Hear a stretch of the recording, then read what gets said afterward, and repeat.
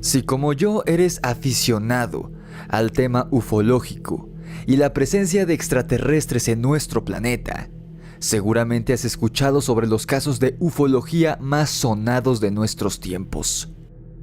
Es más, si eres fan de Hueso Colorado de mi canal, seguro habrás escuchado sobre esos casos aquí, en el Grimorio de Riggs. Quizá el suceso extraterrestre más famoso de todos los tiempos es el caso Roswell, ocurrido tan solo 2 años después de la finalización de la Segunda Guerra Mundial, en 1947, en la localidad de Roswell, Nuevo México, en los Estados Unidos. Llevo un muy buen rato queriendo hablarles de este caso más en forma, y les prometo que lo haré pronto, pero así a grandes rasgos, supuestamente, según los testigos y habitantes de Roswell que vivían en dicha zona por aquellos años, una nave extraterrestre se estrelló ahí y miembros del ejército estadounidense acudieron de inmediato al sitio, pues al parecer, el ovni había sido derribado por naves cazas de la Fuerza Aérea estadounidense y sacaron del lugar del accidente a formas de vida inteligentes que tripulaban dicha nave y que claramente, según los supuestos testigos, no eran seres de este planeta. Pues hoy te hablaré de un suceso muy similar, pero que incluso es más interesante que el caso de Roswell y ocurrió de hecho aquí, en América Latina.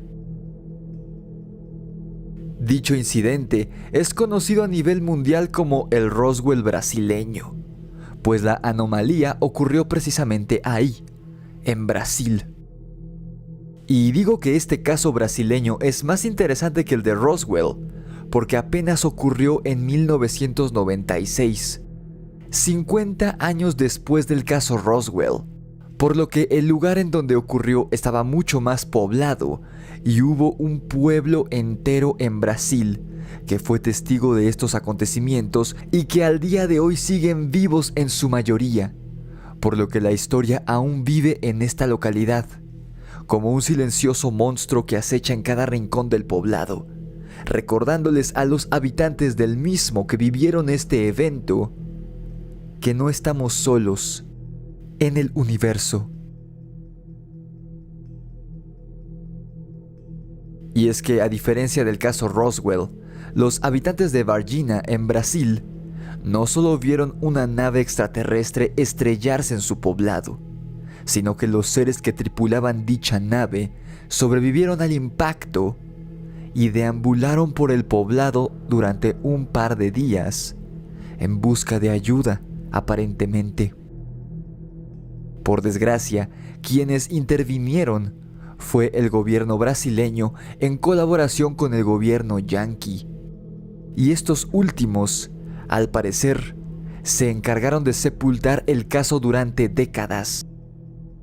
Si bien hubo un par de ufólogos que viajaron a la provincia de Varginha, en Brasil, desde 1996 que ocurrió el incidente y en años posteriores, no fue sino hasta el año pasado que el periodista estadounidense James Fox sacó el caso a la luz a nivel global, pues realizó un documental al respecto y recabó un sinfín de pruebas irrefutables, así como decenas de testimonios, y además habló del caso para hacerle promoción al documental en podcasts gigantescos del tamaño de Concrete Podcast, el podcast de Logan Paul, e incluso habló sobre el suceso en el podcast más escuchado de todo el mundo, The Joe Rogan Experience, para finalmente estrenar el documental Moment of Contact, que narra todos los detalles, testimonios, entrevistas y sitios en donde ocurrió esto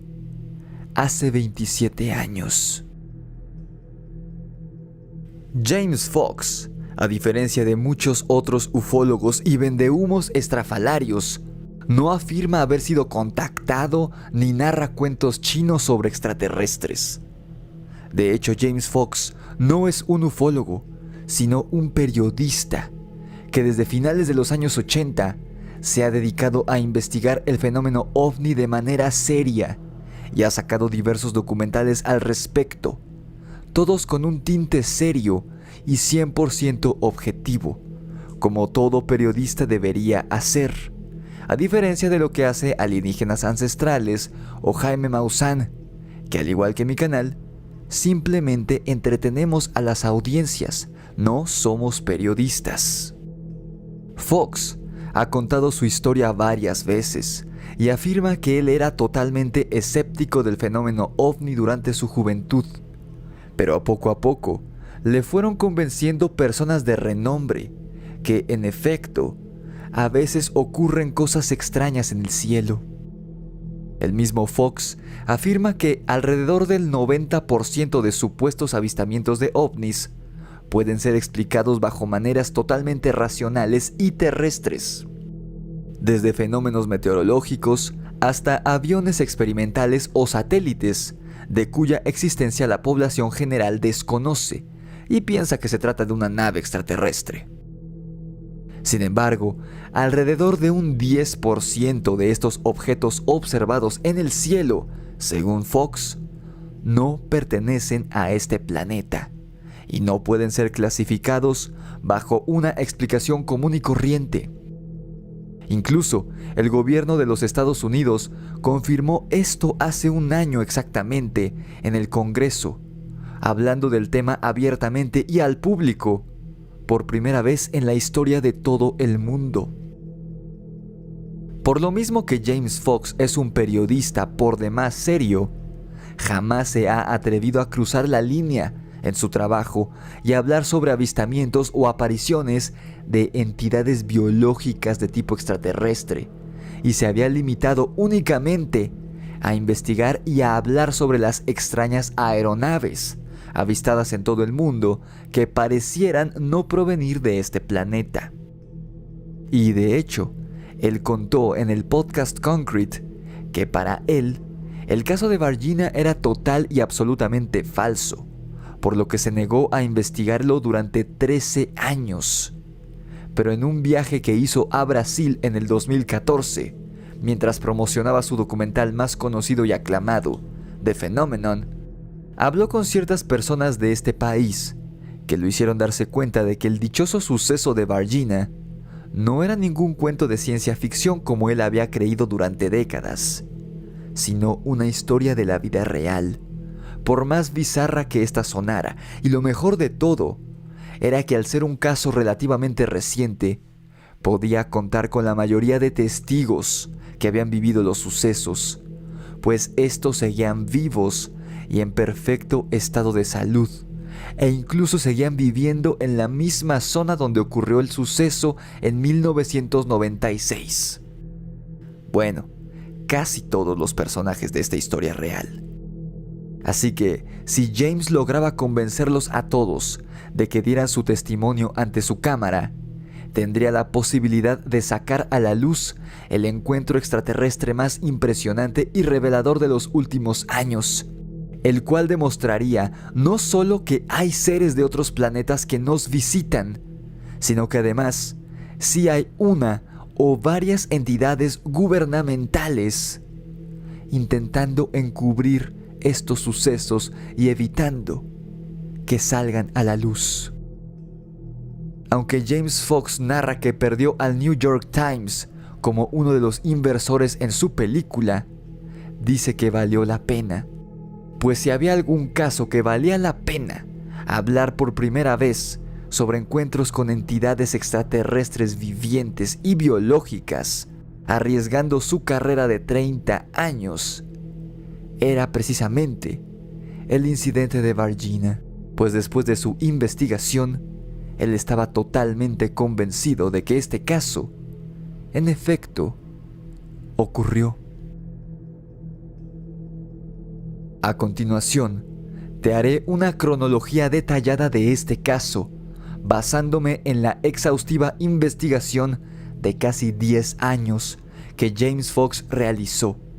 Así que presta mucha atención, porque de verdad que el caso Varginha pareciera una cinta de Steven Spielberg, pero los testimonios de todos los testigos cuadran a la perfección sin siquiera conocerse entre ellos, así como lo hacen las cronologías y los lugares en los que se dieron los eventos. Todo esto quiere decir, una vez que James Fox unió todos los puntos, que este caso es total y absolutamente real.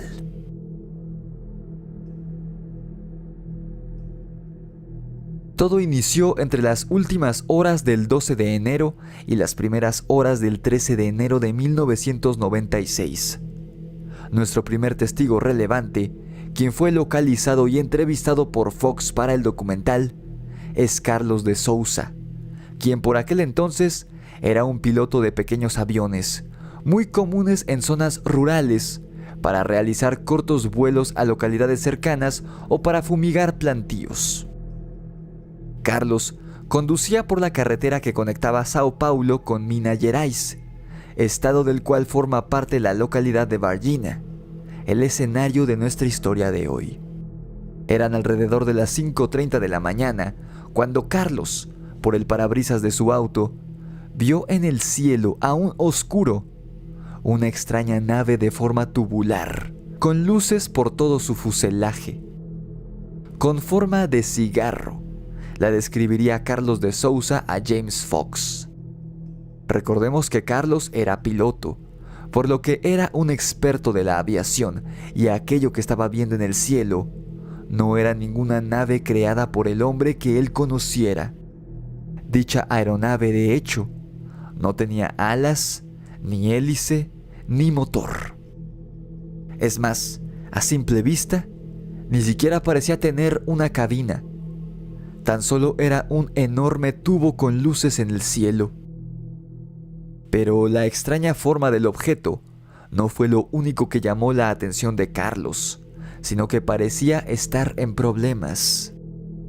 Y es que la nave parecía sacar un humo blanco que iba dejando una estela pálida detrás de ella e iba cayendo en picada. James encontraría a dos granjeros en la región que vieron la misma nave que Carlos de Sousa alrededor de las 2 de la mañana. O sea que, uniendo los puntos tras las entrevistas de James Fox, algo le sucedió a esta nave entre las 2 a.m., que fue cuando lo vieron los granjeros, y las 5:30 a.m., que fue cuando lo vio Carlos. Algo que provocó un desplome a esta extraña aeronave. Como piloto, Carlos se salió de la carretera y siguió el rastro de dicha nave, pues en primera instancia jamás le pasó por la cabeza que se tratara de una nave alienígena, sino que él creía que se trataba de una nave del gobierno o algo experimental que se había desplomado, y él o los pilotos necesitarían ayuda o estarían heridos tras el impacto. Recordemos que esto ocurrió en 1996, época en la que los temas ufológicos eran prácticamente inexistentes en Latinoamérica, mucho más aún en las zonas rurales, pobres y aisladas como Varginha. Cuando Carlos siguió la estela de humo blanco, ya había llegado a una granja de nombre Maiolini y descendió de su automóvil para seguir a pie. A lo lejos se veía fuego y humo negro, lo cual le indicó a Carlos que ahí había caído la aeronave y se estaba incendiando. Estaba bastante lejos de donde él se encontraba, y si no hubiera sido por el fuego y el humo negruzco y espeso, el hombre ni siquiera la hubiera podido encontrar en la oscuridad de la madrugada. Con lo que sí se topó Carlos de Sousa mientras caminaba hacia el lugar del impacto fue un pedazo algo grande de metal que, al parecer, se había desprendido de la nave antes de que ésta impactara contra el terreno. El piloto se agachó y tomó el pedazo de metal entre sus manos. Cuenta Carlos que era un metal sumamente resistente, pero era tan ligero como una pluma. Tanto que él ni siquiera sentía que lo tuviera en las manos, a pesar de lo resistente y grande que era aquel trozo metálico. Además, Era sumamente maleable, parecido al aluminio, pero por más que él lo deformara, el metal siempre regresaba a su forma original. Carlos se distrajo varios segundos jugando con esto, olvidándose momentáneamente de la nave y sus tripulantes que estaban en peligro varios metros hacia el frente, pues no sabía qué rayos era ese metal que tenía en las manos. En ese tiempo que Carlos se distrajo, un montón de camiones militares lo rodearon de repente y soldados brasileños descendieron de los vehículos apuntándolo con sus armas y ordenándole que soltara aquel pedazo de metal. Obedeció, asustado, y puso las manos en alto, confirmando, según él, lo que había pensado hasta entonces, que aquella aeronave era un modelo experimental del gobierno brasileño con el que estaban llevando a cabo algún vuelo de prueba que había salido mal y se había desplomado. Tras identificarse, los soldados se dieron cuenta de que Carlos no buscaba nada malo, así que le ordenaron que se fuera del lugar de inmediato. Casi corriendo, Carlos de Sousa se dirigió a su automóvil y tomó la autopista tan rápido como pudo. Se detuvo en la primera gasolinera que encontró para tomarse un café y tranquilizarse por las emociones que acababa de vivir. No había pasado ni media hora del incidente cuando un grupo de hombres de negro ingresaron a la cafetería de esta estación de servicio para intimidar a Carlos de Sousa. Los hombres de traje negro lo interrogaron sobre lo que había visto y él solo les habló de la extraña nave tubular. Nada más. Los hombres hostiles sabían todo sobre Carlos y él no sabía por qué. Su nombre completo, la matrícula de su auto, su ocupación, el nombre de sus padres, el de su esposa, su domicilio. Conocían todo absolutamente. Después de indicarle que no dijera nada a nadie sobre lo que acababa de ver, los hombres de negro dejaron ir a Carlos de Sousa y fue ahí que se dio cuenta de que lo que había visto no era una simple aeronave experimental del gobierno brasileño, como había pensado en primera instancia. Y de hecho, tras este bizarro acontecimiento, Carlos de Sousa solo había dado su testimonio a una persona, el ufólogo Claudio Cobo, un par de meses después del incidente. Pero al darse cuenta de lo grande y turbio que realmente era el incidente de Varginha en su país, a pesar del secretismo del gobierno, Carlos supo que su vida corría peligro por lo que había visto aquella madrugada, por lo que durante décadas Carlos de Sousa se ocultó y no habló con nadie sobre lo que vivió en la madrugada del 13 de enero de 1996. No fue sino hasta 2017, más o menos, que James Fox y su colaborador en Brasil, Marco Leal, lo encontraron y lo convencieron de declarar para su documental sobre el caso Varginha. En los próximos días al impacto de la nave, más específicamente, el día 20 de enero de 1996, los habitantes de Varginha comenzaron a reportar avistamientos de extraños seres, curiosamente, cerca de la zona en la que la nave tubular que había visto Carlos de Sousa días antes había impactado. El impacto de dicha nave ocurrió en un campo abierto, a las afueras de la ciudad y de madrugada, y además, obviamente, ningún medio tocó el tema. Al parecer, Carlos había sido el único civil que había visto la nave impactada, por lo que nadie en la ciudad sabía sobre lo ocurrido, por lo que no había manera que los habitantes de Varginha relacionaran la aparición de estos extraños seres que estaban avistando el día 20 de enero y la nave, pues ellos ni siquiera sabían de la nave. Los habitantes de Varginha, al ser muy religiosos, creían que eran monstruos o demonios lo que estaban viendo aquella tarde del 20 de enero en distintas zonas de Varginha. Y a diferencia de lo que uno creería, la policía de la región, quienes por cierto eran policía militarizada, Acordonaron la región entera de Varginha tras estos reportes y nadie podía entrar ni salir de la ciudad por órdenes del entonces alcalde de la localidad. Pero sin duda, el encuentro más impactante de todos y que ha trascendido a los anales de la historia fue el que tuvieron 3 hermanas: Valkyria, de entonces 14 años, Liliani, de 16, y Katia, de 20 años de edad por aquel entonces. Estas 3 hermanas iban caminando a eso de las 3 de la tarde por un campo a las afueras de Varginha, cuando de repente se toparon con una criatura que no era humana ni animal, y su aspecto hizo que las niñas gritaran de terror. Se trataba de un humanoide de piel café y aceitosa, describirían las chicas, de textura y aspecto similar al hígado crudo. El humanoide era muy delgado y para nada alto, pues no debía medir más de 1,40 metros de estatura. Tenía una enorme cabeza con crestas que iban desde la frente hasta la parte posterior del cráneo, y además tenía 2 enormes ojos rojos y brillosos.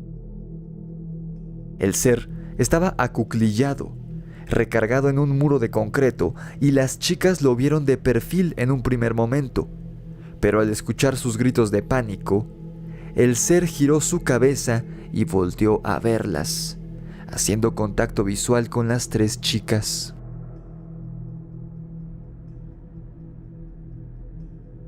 Valkyria y Liliani, al ser prácticamente niñas, dieron media vuelta y echaron a correr en cuanto vieron el rostro de la criatura, gritando que era el diablo, aquello que estaba ahí, y se dirigieron despavoridas hacia su casa. Pero tras haber recorrido varios metros a campo traviesa, las hermanas se dieron cuenta de que Katia, su hermana mayor, se había quedado atrás, por lo que ambas regresaron por ella. Cuando llegaron al sitio, Katia seguía ahí de pie, inmóvil, como en trance, y ella y la criatura se estaban mirando fijamente a los ojos.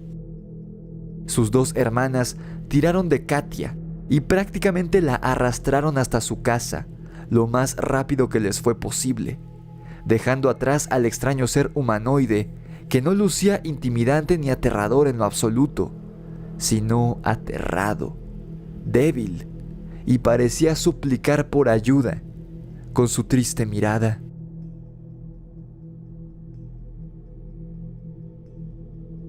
De hecho, Katia les confirmaría esto a sus hermanas una vez que habían llegado a casa y que ella había despertado por completo, por así decirlo. Katia afirma que el ser hizo un contacto telepático con ella mientras ellas no estaban, quizá por ser la mayor y la más madura de las 3, y le dijo de manera telepática, en perfecto portugués, que estaba asustado, febril y pedía ayuda con desesperación. Aunque Liliani y Valkyria, chillando de terror, le dijeron a su madre que habían visto al diablo, Katia repetía que no era el diablo y que no era malvado. De hecho, necesitaba ayuda. La madre le creyó a Katia, y aunque las 2 hermanas menores se negaron a volver al sitio del encuentro, la madre la acompañó al lugar, pero cuando llegaron, el ser ya no estaba. Lo que sí había, y la madre describió a James Fox casi 30 años después para el documental, era una peste terrible, como a amoníaco. La mujer le dijo que imaginara la peste de un zorrillo y multiplicara eso por 100. Así de pestilente era. Incluso era paralizante, según la mujer. Esta contó que el olor horrible se le quedó impregnado en la nariz durante una semana, por más que se echó solución salina e incluso jabón para quitárselo, pero no había manera.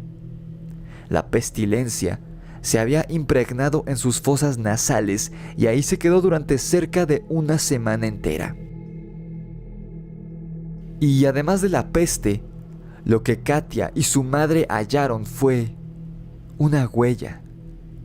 Una huella que no podía pertenecer más que a la criatura que las chicas acababan de ver minutos antes, pues esta no era de una persona, definitivamente, aunque tampoco podía ser de ningún animal, pues era demasiado grande como para pertenecer a un animal. Se trataba de una extraña huella redondeada y corta, pero con 3 dedos muy largos. La madre de Katia se la dibujó a James Fox y él la mostró en el documental. Esta historia, por más alucinante que parezca, no tienes por qué creerla, y bien pudo haber sido inventada por 3 adolescentes, ya sea por un error de percepción o un sesgo debido a su fanatismo religioso. A fin de cuentas, no hay evidencias de que este encuentro haya ocurrido. Ni siquiera podemos contar la huella como una evidencia, pues la madre solo la vio en ese momento, pero no tomó fotografías, ni tomó una muestra en yeso ni nada. Ahí quedó este suceso, nada más, durante varias décadas, como algo extraño que sus hijas le contaron a esta mujer. Pero, esa misma tarde del 20 de enero de 1996, un par de horas después del encuentro de las hermanas con este ser, 2 testigos vivirían algo con una criatura que, probablemente, era la misma que Katia y sus hermanas habían visto, y que literalmente les arruinaría la vida a estos 2 testigos. Bueno, arruinaría la vida de uno de ellos, y la del otro, y a la del otro le pondría fin. Así como lo escuchas, uno de los testigos fue asesinado por este ser, supuestamente extraterrestre, y aunque pareciera que este es el final de esta increíble historia ocurrida en Varginha en 1996, en realidad es apenas el comienzo. La muerte de este testigo, que de hecho era policía, desencadenaría un montón de conspiraciones, secretos y enigmas alrededor de este caso completamente real que involucra al gobierno brasileño y al gobierno estadounidense y que hasta la fecha sigue teniendo repercusiones en la localidad de Varginha.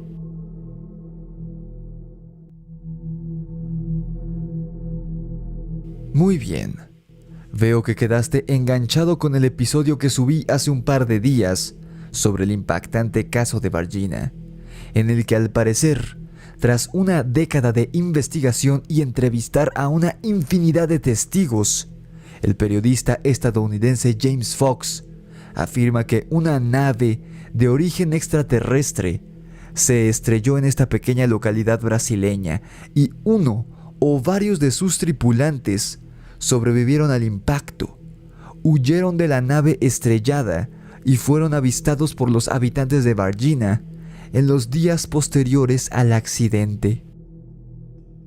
Y no solo eso, sino que, como veremos en el episodio de hoy, uno de estos seres fue capturado por el gobierno brasileño para estudiarlo. Pero retomemos desde donde nos quedamos la semana pasada, ¿te parece? Y vamos poco a poco desde ese punto, que esta historia apenas comienza. Resulta que la misma tarde del 20 de enero de 1996, en que Katia y sus hermanas avistaron al extraño ser, un par de horas después, alrededor de las 5 p.m., 2 oficiales de policía, Eric López y Marco Teresi, se encontraban patrullando la zona cercana en donde las chicas habían visto al ser. Pues recordemos que aquel día, ellas no fueron las únicas que vieron algo extraño, sino que muchos habitantes de Varginha también habían reportado avistamientos de seres extraños en esta zona durante todo el día. Y también recuerda que la ciudad de Varginha estaba acordonada por las autoridades y por el ejército a raíz de estos avistamientos aquel 20 de enero del 96, y nadie entraba ni salía de la ciudad. De repente, un humanoide no muy alto, de descripción idéntica a la que Katia, Liliani y Valkyria habían dado, se atravesó en el camino de terracería por el que transitaba la patrulla. Eric López iba conduciendo y frenó de inmediato al ver a este ser cruzar de un lado a otro torpe y lentamente. Marco, quien iba sentado en el asiento del copiloto, sin pensarlo dos veces, se bajó de la patrulla y con sus propias manos cargó al ser y lo metió en el interior con ellos, sentando a la criatura en su regazo, como si de un niño se tratara. Los dos policías notaron que la criatura opuso muy poca resistencia ante el agarre de Marco, a diferencia de lo que ellos hubieran creído. Se veía en extremo débil, prácticamente moribundo. Los dos oficiales, de origen muy humilde, no sabían qué era aquella criatura y pensaron que era un animal, un simio con quemaduras o algo así, pues no tenía pelo y su piel era bastante extraña. Sin embargo, la forma de su cuerpo y su estatura no correspondían con las de un ser humano, por lo que de manera humanitaria los policías llevaron al ser a una pequeña clínica ahí en Varginha, pero el doctor de esta clínica se aterró al ver a la criatura, sabiendo que no era humano ni animal. Por ello, el médico en cuestión casi corrió a los policías con su criatura a patadas del hospital, por lo que ambos terminaron llevándola al Hospital Regional de Varginha.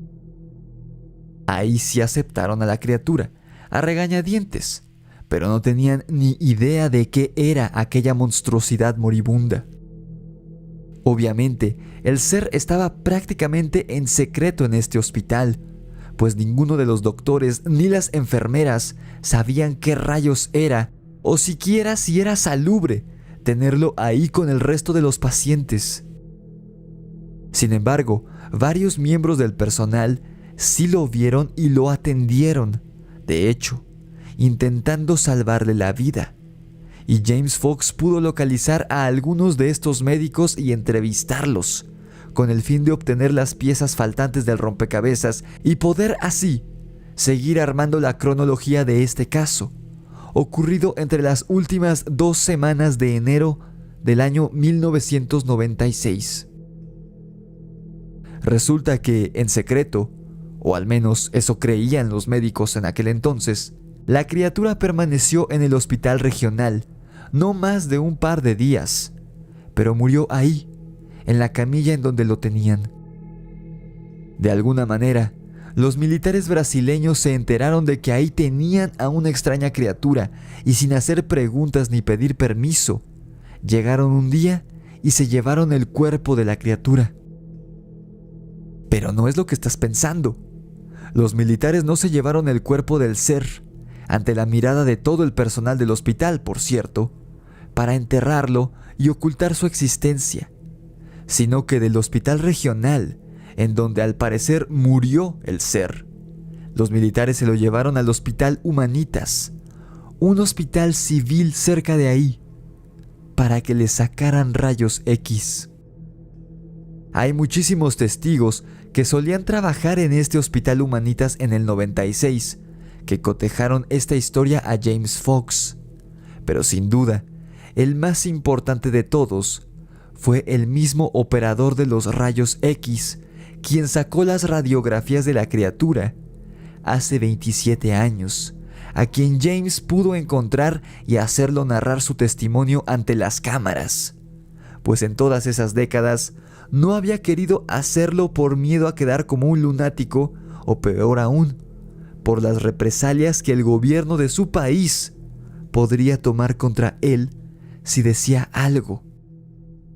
Según narra este operador de rayos X, de nombre Marco Férez, aquel día, los militares llegaron en sus camiones, armados hasta los dientes, y entraron al Hospital Humanitas.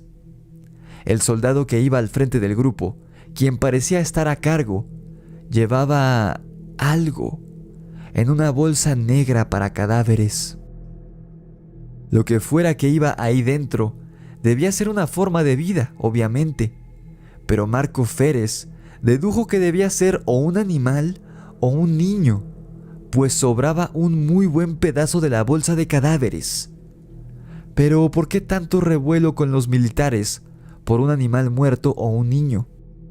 El soldado no le pidió, sino que le dijo a Feres que le iba a sacar una radiografía del torso, el abdomen, la cabeza y los brazos, a lo que él llevaba en la bolsa en ese preciso instante. Confundido, pero dispuesto a cooperar con los hostiles militares, Feres accedió y, acompañado por los militares armados, se dirigió a la sala de radiografías para sacarle rayos X a lo que sea que los soldados llevaban en el interior de esa bolsa para cadáveres. Bolsa que, por cierto, ni abrieron ni retiraron al momento de sacar las radiografías, así que Marco Feres jamás pudo ver a la criatura tal y como era. Y de hecho, dice que por primera y única vez en toda su carrera, ni siquiera pudo ver si las radiografías habían salido bien, pues en cuanto las sacó, los militares las tomaron y se retiraron del hospital con su criatura, y el hombre ni siquiera pudo darse una vaga idea de qué llevaban dentro de la bolsa. Cuenta James Fox que una vez que finalizó la entrevista con Marco Feres, ex operador de rayos X en el Hospital Humanitas, el hombre le agradeció porque, desde ese extraño día de 1996, había deseado compartir con alguien aquella experiencia, pero jamás se había atrevido por miedo. Y ahora, después de casi 30 años, por fin se había quitado esa carga de encima. ¿Recuerdas a nuestros amigos Eric López y Marco Teresi, los policías que llevaron a la criatura al hospital? Pues, aún tengo algo aberrante que contarte sobre estos dos. Resulta que durante la captura, si es que podemos llamar así, al momento en que el oficial Teresi tomó al ser del camino y lo llevó al interior de la patrulla para llevarlo a la clínica, en algún momento el ser rasguñó levemente a Marco en el hombro. Una herida insignificante en apariencia y superficial, pero que traería efectos catastróficos para Teresi y arruinaría la vida de su compañero y amigo de toda la vida, Eric López. Pues, al poco tiempo del encuentro entre este ser y los dos policías, la herida en el hombro de Teresi comenzó a infectarse, a pesar de que era una herida superficial, y él comenzó a sentirse muy mal, incluso llegando a dar hasta el hospital. El doctor que atendió al policía no se explicaba cómo una herida tan minúscula podía haber puesto tan mal a un joven y sano hombre de apenas 23 años de edad. El médico le administró antibióticos al policía, pero por más medicamentos que le dio, Marco Teresi falleció al poco tiempo de haber ingresado en el hospital. Así sin más, Teresi había muerto debido a una falla total en su sistema inmune, derivado de la infección de la simple herida que tenía en el hombro, provocada por la criatura que yacía muerta en otro hospital no tan lejos de ahí. Este doctor también le dio su testimonio a Fox para el documental. Claro que si hay algo de periodista en ti, te estarás preguntando, ¿por qué James Fox no entrevistó al otro testigo del encuentro, a Eric López? Bueno, resulta que James Fox y su equipo lo intentaron, pero quedó documentado en video y aparece en el documental Moment of Contact, que en cuanto llegan a la propiedad de López, este se asoma desde un balcón en la planta alta con una escopeta y con ojos enloquecidos de terror les ordena a Fox y a su equipo que se vayan de su casa o les volará la cabeza a todos, pues ni por todo el dinero en el mundo harán que hable sobre su experiencia con el extraterrestre en enero de 1996. Lo curioso es que Fox y su equipo ni siquiera se habían presentado ante Eric López. Tan solo llegaron con sus luces, sus micrófonos y sus cámaras, y López de inmediato intuyó que venían a interrogarlo sobre este suceso que, literalmente, volvió loco y paranoico a este pobre hombre. Antes de pasar a la parte más interesante del episodio, déjame pedirte que le des like al video y que te suscribas a mi canal si te está gustando mi trabajo. No olvides seguirme también en mis redes sociales, las cuales son TikTok, Instagram, Facebook y Spotify. Suscríbete a mi canal secundario aquí en YouTube, Rix y los Amos del Multiverso. Si quieres tu ejemplar de mi libro de terror, La Orden de Camazotz, disponible en Amazon con entregas a todo el mundo, solo haz clic en el enlace que está en la descripción del video. Y si quieres que escuchemos tu relato paranormal, envíamelo por escrito o en nota de voz a mi correo necronomiconrelatos@gmail.com o a mi número de WhatsApp, el 56 38 00 03 45. Ahora, continuemos con el episodio. Obviamente, Fox y su equipo tuvieron que marcharse de la propiedad de López por su propia seguridad. No obstante, el periodista dejó una pregunta sobre la mesa, una que lleva dándole vueltas en la cabeza desde entonces y que la hizo tanto en el podcast de Joe Rogan como en el de Concrete. ¿Qué le habrán dicho o con qué habrán amenazado a Eric López para que no haya dicho absolutamente nada a nadie desde 1996 respecto a lo que vivió aquel 20 de enero, en que él y su compañero hallaron a la misteriosa criatura en medio del camino? Porque López, de hecho, no le ha dicho nada hasta la fecha, ni a su familia, ni a la familia de su compañero fallecido, Marco Teresi, a pesar de que estos dos eran amigos de toda la vida y habían crecido juntos. Obviamente, la familia de Marco Teresi no comprendía qué le había pasado al chico, por lo que quisieron interrogar a su compañero y amigo Eric en varias ocasiones, pero él no dijo ni una palabra al respecto. Al parecer, Eric López no solo quedó traumatizado de por vida tras este encuentro, sino que además fue amenazado por alguien y por ende se llevará su secreto a la tumba. Pero, ¿qué pasó con la criatura una vez que le sacaron las radiografías y se lo llevaron del Hospital Humanitas? Pues, gracias a James Fox, sabemos qué ocurrió y quién y a dónde se llevaron al extraterrestre que falleció en este hospital brasileño. Tras mucho esfuerzo, James Fox y su equipo lograron hacer que una de las piezas fundamentales del caso hablara. El hombre que conducía el camión militar que trasladó el cuerpo de la criatura del Hospital Humanitas a un campo militar, en donde pasaría aquella noche, y al día siguiente el cuerpo fue trasladado a Campinas, una especie de complejo universitario en la zona dedicado a la investigación y estudio científico. En este lugar, se presume, las autoridades brasileñas intentaron estudiar a la criatura, pero al parecer ya habían contactado con alguien mejor. Es a partir de este punto que James Fox ya no pudo hallar más información al respecto del caso.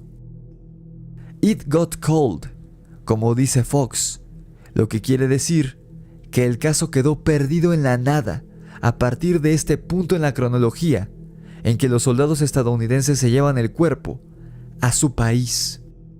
Por esto, James Fox está seguro de que, ya sea porque las autoridades brasileñas los llamaron o porque ellos mismos se enteraron por su cuenta, pero el gobierno de los Estados Unidos acudió prácticamente a escondidas a Varginha, Brasil, y se llevó a quién sabe dónde los restos de esta criatura. Aunque Fox es la persona que mejor armó el rompecabezas referente a este misterioso caso, le faltaron un par de piezas, como por ejemplo, ¿por qué Eric López no ha querido decir ni una sola palabra desde 1996? ¿Dónde quedó la nave que se estrelló o qué pasó con los demás seres? Pero de una cosa, Fox sí está totalmente seguro. Hay una entidad, ya sea gubernamental o extragubernamental, que está muy interesada a nivel mundial en ocultar al público este tipo de incidentes, enviando a sus hombres de negro a intimidar a los testigos para que estos no cuenten sus experiencias, tal como ocurrió con Carlos de Sousa y la madre de las 3 hermanas. Tal vez el gobierno de los Estados Unidos no es per se quien trata de ocultar estos casos, pero al ser en ese entonces la potencia mundial número 1 y hasta la fecha sigue siendo la potencia número 1 en Occidente, debe tener todos los recursos necesarios para hacerse cargo de estas situaciones. Y es quien más apoya a esta entidad corporativa que intenta ocultar la existencia de vida extraterrestre al público mundial.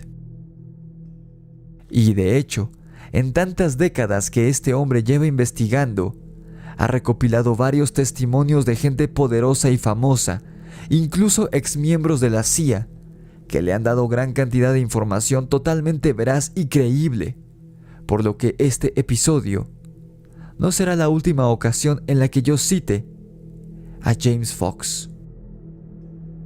Y como si todavía necesitara una confirmación más sobre la veracidad del caso Varginha, James Fox entrevistó al ex general brigadista en Brasil, José Carlos Pereira, sobre algunos incidentes en cámara para este documental. El ex militar le dijo que hablaría de todos los casos que él quisiera, excepto del caso Varginha, y Fox respetó esto durante la entrevista. Sin embargo, cuando esta terminó y las cámaras ya estaban apagadas, Pereira estaba subiéndose a su auto para marcharse del sitio, cuando James le dijo: «General, le juro por mi vida y por la de mis hijos que no llevo micrófonos conmigo ni cámaras en este momento. Pero por favor, necesito saberlo. ¿El caso Varginha ocurrió en realidad?». Y Pereira, casi en un susurro, cuando estaba por cerrar la portezuela de su auto, lo miró a los ojos y le dijo: «Sí ocurrió». Acto seguido, el ex militar cerró la puerta del auto y sin despedirse, el auto arrancó, y Pereira no volvió a hablar con James Fox al respecto. Nunca más.